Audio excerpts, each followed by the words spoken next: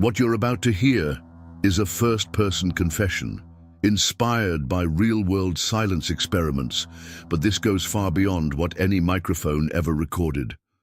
Just one voice, echoing from inside the void.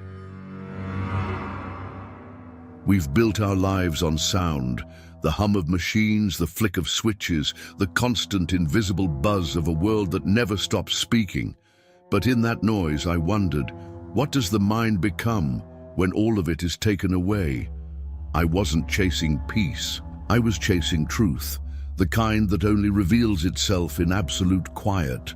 My research into auditory deprivation began with real science, sensory isolation, anechoic chambers, acoustic dead zones. But the theories weren't enough. I wanted to remove not just sound, but the idea of sound. No echoes, no vibration, no external interference, just silence. Pure, perfect, and absolute. I created a room for it, and I created a method. At first it worked. The subject heard nothing, not even himself. And then something else began to speak, not through the walls, not through the air, through him, and later, through me. Silence had always fascinated me, not for its peace, but for its pressure. Most people assume quiet is the absence of something, but I learned early in my research that silence is not an empty state. It's a force. It presses in, fills the space, swallows detail. You don't just exist in it. You are absorbed by it. I worked in bioacoustics and sensory neuroscience, studying how the brain reacts to environmental sound, how even imperceptible vibrations influence stress levels, mood, memory. But it wasn't until I began testing in controlled soundproof environments that I noticed something strange. The deeper the silence, the more active the mind became. Subjects left the anechoic chamber reporting they'd heard things, footsteps, whispers, breathing. None of them were real, not in the auditory sense. These weren't hallucinations in the clinical definition either. They were something else, compensations, the brain refusing to accept nothingness. I kept thinking, what if we didn't just mute the outside world? What if we unplugged the sense entirely? Most researchers would stop there. I didn't. I developed a new form of stimulation, non-invasive, pulsed electromagnetic interference that would interrupt neural activity in the auditory cortex without causing lasting damage. I paired it with mild anesthesia and oxygen deprivation to reduce cranial noise. This wasn't just about suppressing hearing, it was about removing the idea of hearing. That's when I began designing the chamber. It wasn't just soundproof, it was void-proof. Thick foam wedges lined the walls in a geometric pattern that trapped all echoes. The floor was suspended, the lights were encased in acoustic shielding, and the entrance was sealed with triple-locked pressure insulation. The room had no hum, no buzz, no resonance. Even the air moved in silence. I tested it myself. Inside, you could hear your heartbeat, your blood shifting, the pop of your eyelids when you blinked. But then I modified it further, added dampening for internal frequencies, even reduced temperature to slow neurological feedback. That's when it became pure. And in that stillness, I asked myself one question. If you remove all sound, what does the mind replace it with? Because it always replaces. The brain can't tolerate absence. It creates, it fills the gaps. I wasn't trying to heal anyone. I wasn't trying to meditate or transcend. I wanted to find the line between stimulus and hallucination, and then I wanted to cross it, willingly, scientifically. They said it was unethical, dangerous, that sensory annihilation had been linked to psychosis in some isolation tests. But I wasn't isolating the person. I was isolating the input. That made all the difference, or so I thought. I knew the risk, but I also knew the thrill of approaching something no one had dared touch, because if silence wasn't empty, what exactly was waiting inside it? His name was Daniel M., a 31-year-old with a documented history of sensory hypersensitivity. He had participated in clinical studies involving noise-triggered anxiety, hyperacusis, and mild hallucinatory feedback under auditory stress. He wasn't unstable. On the contrary, his cognitive tests were strong, and he was deeply aware of his own condition. That made him perfect. He would notice everything, even the things most subjects would ignore, especially those.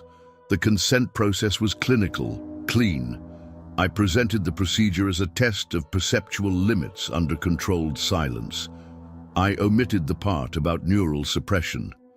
I told myself it was for scientific integrity, to avoid bias. But I knew better. If I told him the truth, he would have left. And I needed him to stay.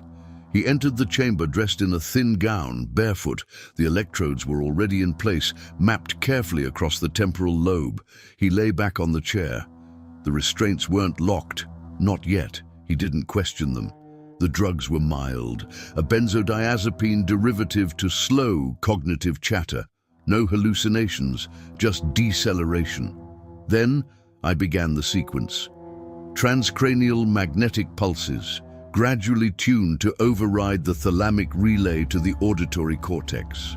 It took 8 minutes. Then I asked him what he could hear. He said nothing. His face was calm, almost relieved. I monitored vitals, steady pulse, relaxed muscles, low tension, a clean silence. I smiled. 10 minutes in, he began to fidget, slightly. His fingers twitched. I asked if he was okay. He nodded but didn't open his eyes. At minute 15, he said, "It's quiet inside too." I noted that. Then, "It's too quiet." By minute 20, his breathing changed, shallow, erratic. He pressed his fingers to his temples. I asked again, what was he hearing? He said, "Knocking." I checked the equipment. No anomalies.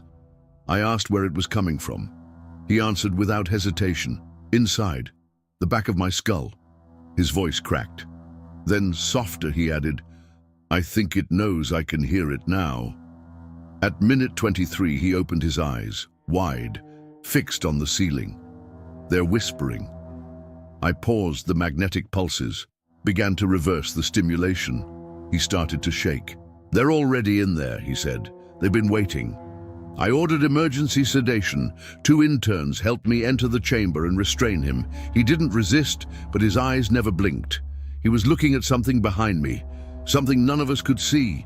We stabilized him within minutes. He drifted into a chemically induced sleep, muttering words we couldn't decipher. One of the techs said she heard him repeat a name, but couldn't remember what it was. I reviewed the data for hours afterward. There were no anomalies, no spikes, no electromagnetic shifts. But when I replayed the room's audio, just to be sure, there was a section of the file around minute 21 that glitched. Not static, not distortion. Something like a breath. Then a low voice, inaudible, but there. It shouldn't have been there. The mic was inside the room, nothing else was. I convinced myself it was cross-channel interference, a feedback error. But I knew. I felt it when I listened again. Something beneath the signal, not sound, but intent, not human. I should have stopped. I should have shut it all down. But those words, they were already in there. That wasn't a hallucination. That was a warning. I couldn't let Daniel's experience stand alone. His words lingered too vividly, too precisely. He wasn't imagining the whispers. Something had reached him, and I needed to know if it could reach me too. I made adjustments to the sequence, fine-tuned the magnetic pulse intervals, narrowed the auditory suppression to avoid cortical bleed, and removed the sedation protocol. I didn't want to dull my perception. I wanted it sharp, exposed, open. Whatever he encountered, I would meet it consciously. I entered the chamber alone, no assistants, no external observers, just me, my notes, and the isolation I had built to perfection. The walls swallowed every movement. My breathing sounded like it belonged to someone else. Even the pulse in my ears felt distant. I activated the sequence from the internal console and reclined into the chair. 1 minute in, the first layer peeled away, the mechanical hum of the air ducts dissolved. Then the shifting of fabric against my skin. Then the sound of my own breath, until all I could hear was the wet, muffled churn of my heartbeat, like footsteps in a tunnel. Then, even that disappeared. The silence wasn't quiet. It was complete. It wasn't the absence of noise. It was the erasure of sound itself, as if reality had been skinned of one of its fundamental properties. Time lost shape. I sat there, enveloped in it, feeling the pressure grow. I had expected stillness, but this was a different kind of presence, the kind that made you aware of every inch of your body because it had nothing else to anchor to. Then I heard it, a murmur, so soft it felt imagined, yet I didn't imagine it. It came not through my ears, but through my thoughts, not into my mind, but from somewhere inside it. It said a word. I can't reproduce it here. I don't even know how it's spelled or spoken. It wasn't a word I understood. It was understanding, something primal, spoken not in syllables, but in impressions. Then another, this time clearer, then again. The words grew more distinct, but not familiar. They didn't belong to any language I knew, yet each one felt like it had weight, history, purpose. And the strangest part, I couldn't tell if I was hearing them or thinking them. My lips moved. I wasn't trying to speak, but I was repeating the sounds, perfectly synchronized, not mimicking but echoing. The words fit inside me like keys turning in locks I never knew were there. I opened my eyes, unsure I had closed them. The room was dark, though I'd left the lights on. Or had I? I tried to move, but my body resisted, not from fear, but from stillness so deep it had become the default state. I sat slack-jawed as the voice or thought continued. Not fast, not forceful, just steady, patient. A rhythm began to form between the syllables, a pattern, not speech, not quite music, more like instructions, a kind of ritual I was being taught without consent. I tried to interrupt the sequence, to end the session, but I couldn't remember how. The console was a blur.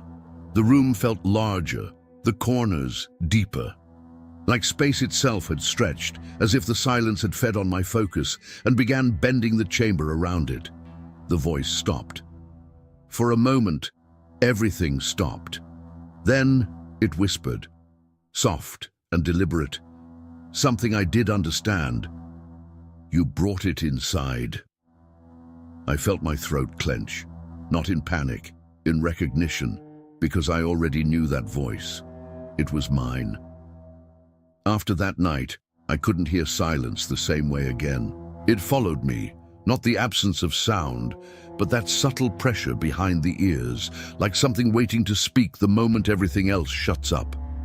I began recording constantly, audio logs, EM readings, residual spectrogram scans. I wanted to track the patterns, see if what I'd heard had left a trace, and it had, though never where I expected. In one log, the sound appeared 15 seconds before I entered the chamber.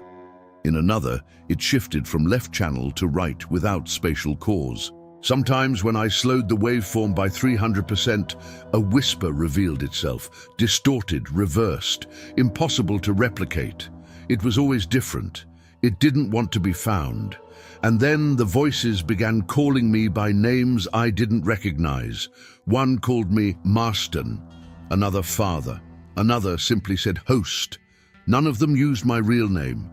Not once, but there was one that always returned, a female voice, calm, steady, older than age itself. She whispered, "You finally opened it." It wasn't accusatory, it wasn't even surprised, it was satisfied. I started to feel watched, not during the tests, outside them, at home, in hallways, in reflections. I'd returned to the lab to find objects moved, a clipboard shifted slightly left, a drawer cracked open, notes rearranged. The security footage always glitched at the exact moment I needed it most. The worst was the chair, the one in the chamber. Twice I found it turned to face the door, when I knew I had left it facing the wall. That subtle, deliberate detail gnawed at me, like something was waiting for me to return. The voice didn't need the chamber anymore. It followed me everywhere. I heard it in the humming of light fixtures, in the low rumble of the elevator shaft, in the static between radio channels. Sometimes I would hear breathing directly behind me, wet, shallow, too slow to be human, but when I turned, there was nothing, at least nothing visible. I stopped inviting people into the lab. I told the university I was restructuring the protocol. In truth, I was protecting them, or myself, or both. It didn't matter. The chamber wasn't the prison anymore. I was. The voice became bolder when I tried to sleep. It spoke without language now, through sensation, impulse, memory.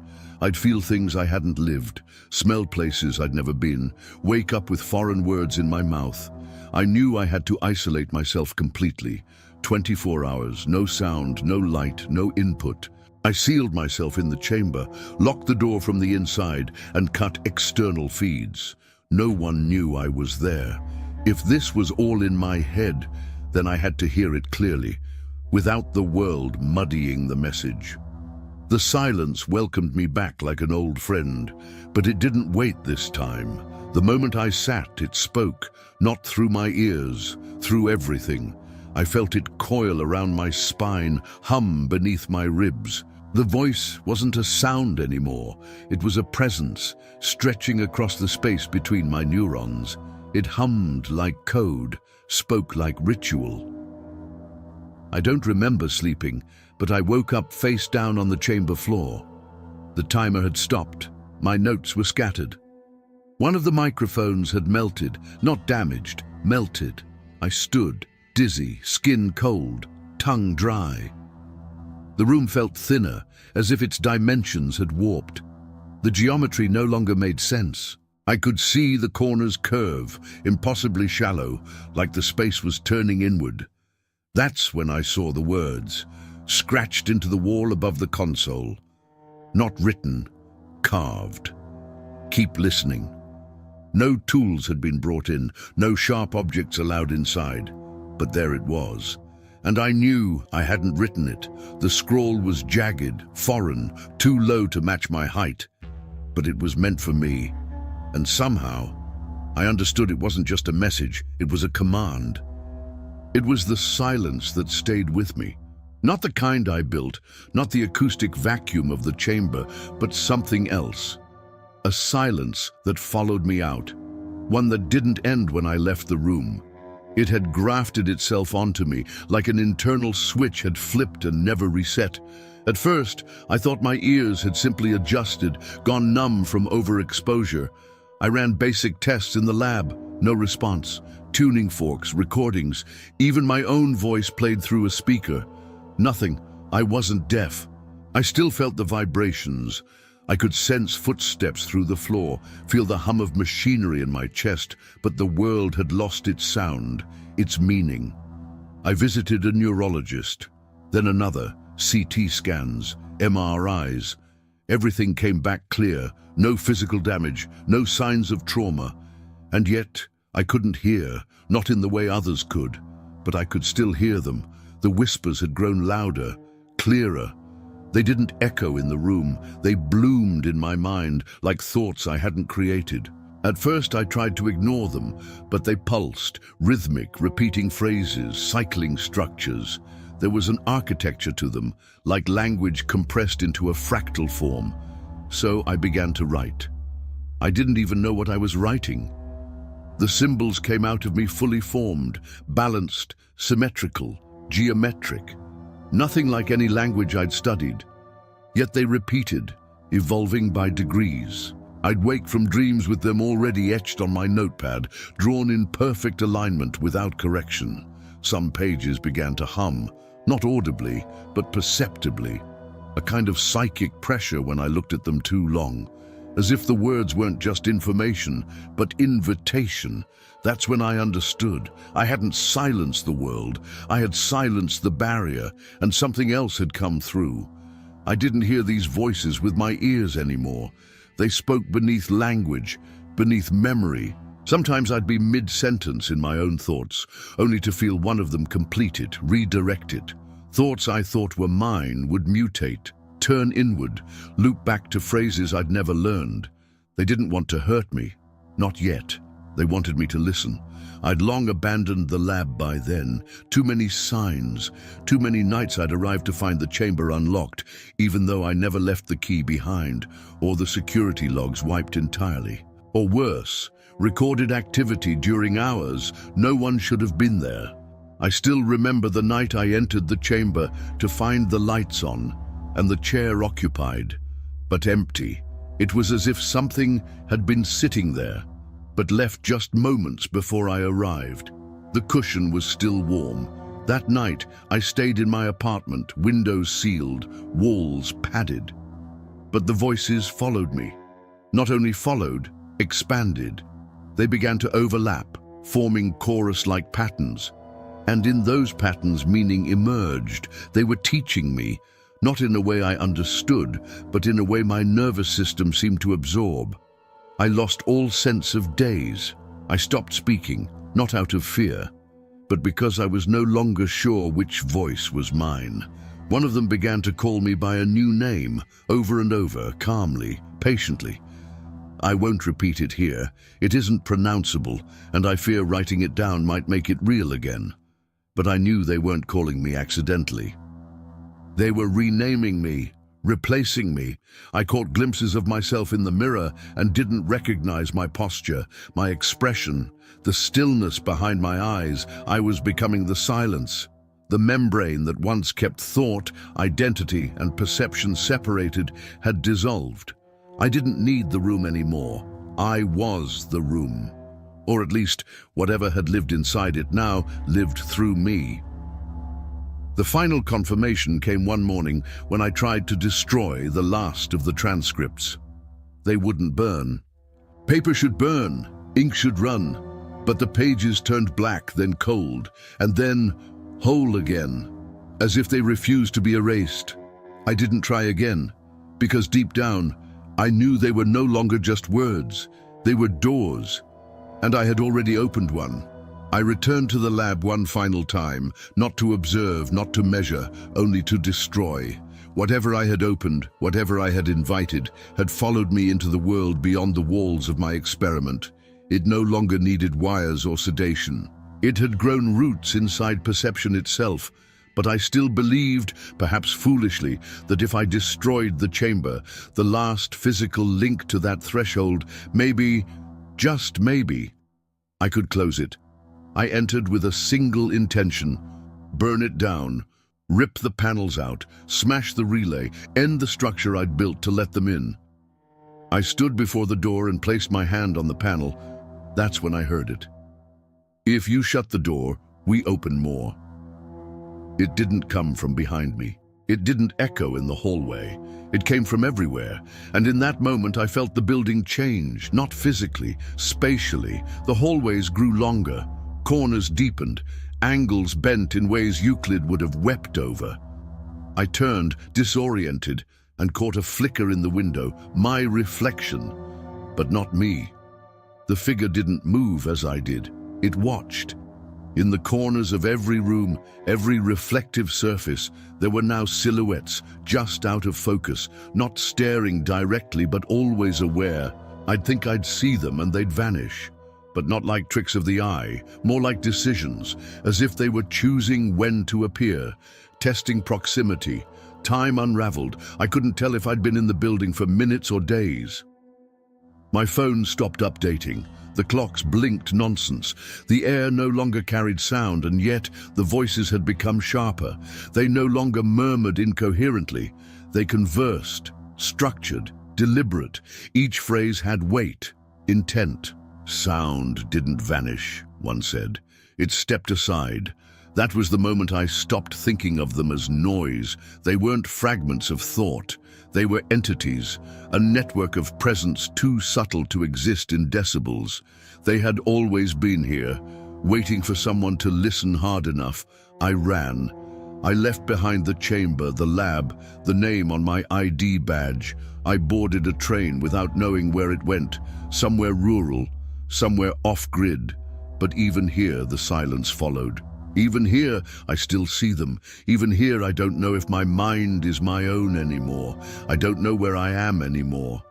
I stopped keeping track days ago, or weeks, maybe longer.